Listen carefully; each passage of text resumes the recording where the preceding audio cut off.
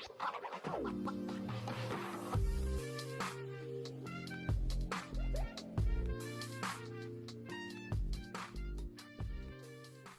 everybody, welcome to ClausenWorld. Gardening chores have continued on. It is time to clean out the shed, and I have done that. I have rearranged. I know it doesn't look clean because I keep piling all the stuff that I'm rearranging back in, but I have rearranged the shed. I have raised my working surface, so now it is hip height, so I don't have to bend over to work in my little teal bucket. I'm continuing to rehab soil. I've got 5 cubic feet down here on the floor. I know you guys can't see it, but I'm reclaiming soil bags that I saved. And I have 5 cubic feet of reclaim, refreshed, used soil on the floor. So the gardening projects are in full swing. I got a chance to get out early this morning, and let me say it again, early this morning, because the big box stores open up at 6 o'clock in my area. I was able to acquire some more perlite so that I can finish refreshing my soil. And now I'm going to go ahead and repot a couple of plants just to kind of give the garden a little bit of zhuzh, because it still looks a little from things dying. I don't have a lot of color in the garden. A few things that are green, but no major color, and very few flowers. So I'm going to take you guys along so you guys can see me zhuzh up the garden. I decided to work smarter and not harder. So I am sitting in the breezeway walkway where there's a little bit of wind, because it is windy today. So I hope you guys can hear me. I'm sure you guys can see the plant blowing in the wind over here. And there's shade. The sun is out. It is beautiful. It feels great out here. It is 72 degrees and it feels lovely. So the plant I'm working on today is the old jasmine, the jasmine shrub. Now, I went to the big box store this morning and did a little bit more research on this, and even though this plant tag says that it is hardy down to 20 degrees Fahrenheit, what it fails to tell you is that it is not good for I think it says zone 1 through 9. Don't quote me on zone 1, but I know it says zone 9. So this does not work. It did not work for my zone. I would have had to have brought it in and protected it, and because I did not do that, it did indeed die. I've been waiting for it to come back. It's not going to do that. So I went ahead and decided to replace it, and I know now that this wasn't the right plant for me. So I say that to say, be very mindful of the plants that you purchase, even though they may say good for this particular temperate climate. If it's not good for your zone, you're going to have to do something more to protect it, and I did not do that. So lesson learned. That's $6 down the drain, but that's okay. It lasted a season. Some things only last a season. So I'm going to take it out of this pot, and I am going to replace it with something that I had in my previous homestead, and I absolutely loved it. I ended up leaving this plant there because I had nowhere to take it, nowhere to put it, because I was leaving and I sold the house. So this is a pink jasmine, and it grows up a fence nicely, and it smells amazing. It has a few blooms on it. It does have some dead leaves in the inside, but that's okay. I'm going to clean it up and repot it, and hopefully it will do well for me. Now, I am going to take this in the outdoor greenhouse in the wintertime or in the fall. That way it doesn't get damaged. But for right now, I'm just going to enjoy it. So let me speed this up so that you guys don't see me real time taking this plant out of this pot, because you all have seen people take plants out of pots before. You've probably taken some plants out of pots yourself. So y'all need to see this. So let me speed this up.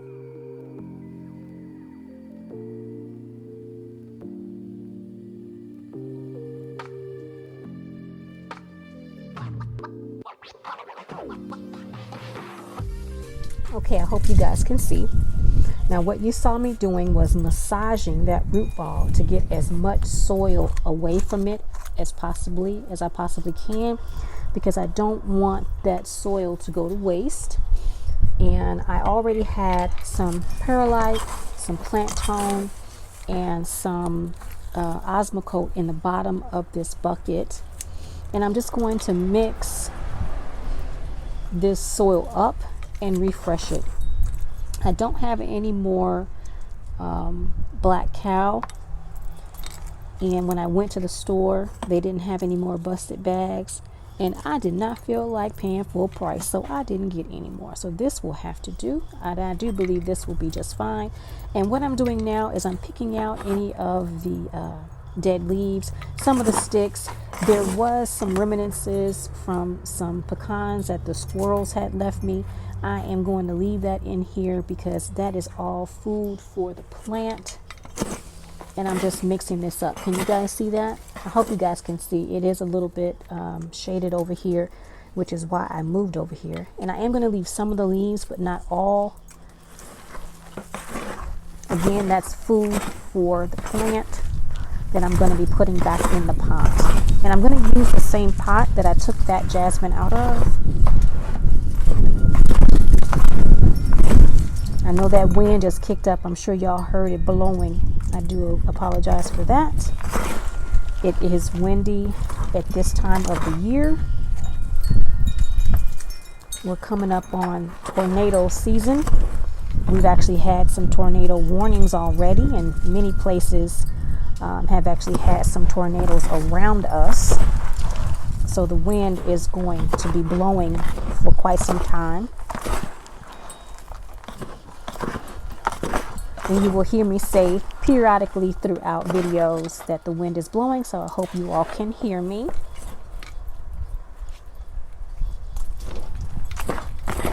There we go. And I just mix that soil up. Now this soil is a little bit dry, not completely dry, but it was dry on the top and moist on the bottom because I kept feeding it and kept watering it even though the plant was dead, because soil is alive.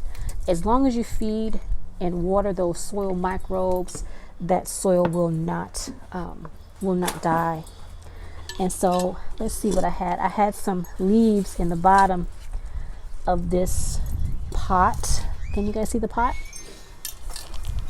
I'm just going to dump that inside of the bucket. And I normally put a weed barrier in the bottom of the pot just to make sure that the soil doesn't run out. And if you guys watch my last few videos, you know that I'm going to need to pick up some more sticks and things in order to be able to make a hugelkultur. So today I won't be doing that because I don't have any sticks. But you know what? I do think I have some leaves. Let me go into the shed right quick. I have been cleaning out pots like crazy and sweeping and collecting leaves. And I want to make sure that the roots get good food. And once the leaves break down, that feeds your plants, because the roots of the trees go deep down into the soil and bring up all those nutrients. And that's why it's important to save your leaves and make leaf mulch, because that is good, solid nutrients for your plants. So let me run into the shed right quick, because I do believe I have a pot sitting at the door that has some leaves. I had a bucket in the shed that had some leaves that I took out of another pot in the garden a couple of days ago, because I still have a lot of cleanup to do before the garden and the growing season really gets in full swing. Can you guys see that? That's just a bunch of dead leaves rotting down, a little bit of old compost and some wood chip. So I'm going to put that in the bottom. There we go, just like that. And something metal, I don't know what that's from. Can you guys see all that? That's going to be good food for the plant once it begins to rot down really good. See that? Because worms always manage to find their way under your pots and into your plants, and that's good food right there. So I've already taken care of this soil, made sure that it is nice and refreshed. Put some Perilite in there, like I mentioned, some Osmocote and some plant tone. Mixed it up. Now I'm just going to spread it around. Make a hole just like that. And I'm going to take this beauty out of this pot. And again, there is a little bit of death. You know, when you buy plants from the big box store, they do have staff that water in the plant area, the garden area, but they're not back there taking care of those plants the way you would take care of plants, or the way a lot of times the way they really should be taking care of plants. All they can manage to do is water, if they can do that. So a lot of times plants die because of neglect. Their purpose is to get them on the shelves and to get them out the door. They're not trying to take care of them for any long period of time. So if you see a little death on your plant, just take it off. I'm just taking them out, taking those out. It's okay. It's not dead. And it has these little twist ties holding them up. I don't particularly care for these twist ties because it has a little metal piece in the inside. It's like the tie you get off of your bread. It's got that little metal piece in there. And even though these are supposed to be for plants, I feel like they strangle your plants to a certain degree. So I don't personally like them. I do use them in certain areas of the garden, but this is not one of them. So I am going to re-tie this up with something else that's a little stretchier. You guys have seen me use it before. It's like a stretchy tape. I have some of that, so I will be tying this up with that. Let me just take this off. I don't like this. So this is going to have to go bye-bye. If I can get it off. They really made sure they wanted that on there, didn't they? All right, look at that. Oh, come on. Isn't that pretty? Can you guys see that? You can't see it that great right now, but just give me a minute once I get it out this pot. I know I'm taking a while. Let me hurry this up. I don't want this video to be too long. Trying to make good sense of y'all's time, good use of y'all's time. Now I'm going to take it out the pot as gently as I can. And if you all are buying pots from the nursery, see how look at that. See how root bound that is? Let me turn it around. Let me take out the pot and then I can show you guys. Look how root bound that is. That was screaming to be brought home by somebody. That is ridiculous. So I'm going to loosen that up so they can stretch his toes out like it's at the beach. Just loosen that up a little bit. Give it a little squeeze. Just like that. Nothing major. Not doing surgery. Looking to see, make sure there's no mealy bugs or anything like that. I do see a couple of little something. Because you want to make sure that you're not introducing any bugs or anything like that in your garden. There we go. And I do have some diatomaceous earth. Now that I think about it, one of my subscribers was talking to me about diatomaceous earth, and I want to thank her. If she sees this video, I want to thank her for that because I did not think about that. And so I am going to run one more time, or as my mom like to say, one more again. I'm going to run and grab that diatomaceous earth, and I am going to spread that in. Oh, I broke a little piece off. Oh no. I'm going to spread that in the pot on the top. That way, if anything is in here that I don't see, any eggs that haven't hatched and they come up, once they come up, I'm going to spread the diatomaceous earth on top, and hopefully that will kill off any bugs that may or may not be living in the soil, since I did see one little bug. But if you put it on now, because this soil is moist, the diatomaceous earth won't work. Diatomaceous earth only works when it's dry. So I'm just going to put this in the pot like so.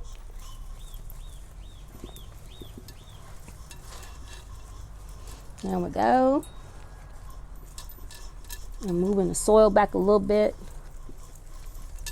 There we go. And then I'm going to backfill and save your nursery pots. You guys can plant other things in these nursery pots and give them away or keep them in your garden. You don't toss these out. I'm going to put that over there. And now I'm going to backfill with the rest of the soil like so. Can you guys see? I hope you guys can see. Now that I've taken the plant loose, you guys may not be able to see as much. Do apologize, but I will be tying that back up and you'll see it once I'm finished. I'm just backfilling around, filling in around that soil, making sure there are no air gaps. There we go. I'm making a right good mess over here. I've already swept and now I'm gonna have to sweep again. Oh man, gardening is messy. Or maybe it's just me. All right, so now that I have it filled up, I'm gonna give it a little press down to make sure there are no air pockets, that it is seated in the planter firmly. It's not leaning, tilted, or anything like that. And I'm going to water it in and then top dress it with some wood chip. Then I'm going to dust the top of the wood chip with diatomaceous earth. Now can you guys see it?